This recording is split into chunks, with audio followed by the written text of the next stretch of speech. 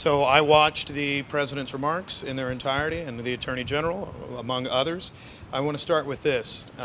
There was some description by both the president and the attorney general that mayors don't care as much about violent crime, or to some extent are the cause for violence in our cities.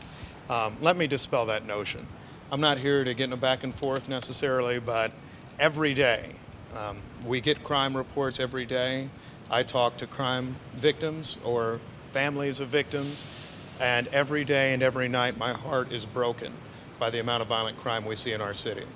In my own neighborhood, 2 people have been murdered in the last month and a half, and by neighborhood, I mean on my block. So to suggest for some reason that this is something that we tolerate, something that we accept, something that we want to see, is foolish, and it is ridiculous that such a notion is shared. To suggest that our increase in murders in Kansas City and non-fatal shootings relates to protest activity or politicians of a certain political persuasion is foolish and ridiculous.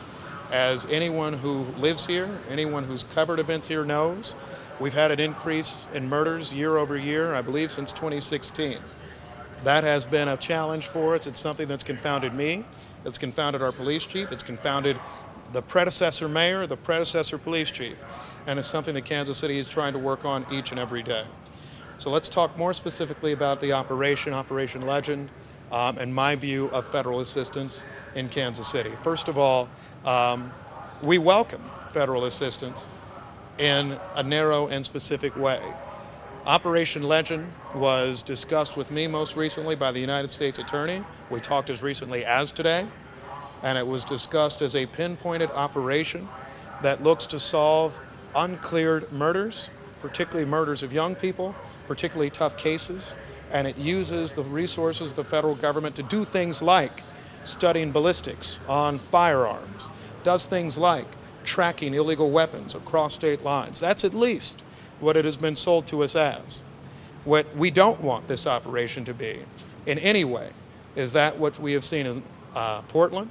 We don't want it to be similar to that we've seen threatened in other places. We're not looking to supplant the work of the Kansas City, Missouri Police Department. No one is looking for an outside agency that knows our neighborhoods worse than we do to actually try to handle neighborhood policing. And so to the extent the operation sticks to that, that's an operation that will have my support. To the extent that it ventures away, then we will continue to follow up and ask more questions. And I do have one area of concern and interest, and frankly, it's something that has happened a few times in connection with this very matter, which is the fact that the Attorney General reported that there have been 200 arrests within the last 2 weeks, when, like I think the entire public, I was led to believe there's been one arrest, and that arrest was made something like yesterday. So there's an 199 arrest difference.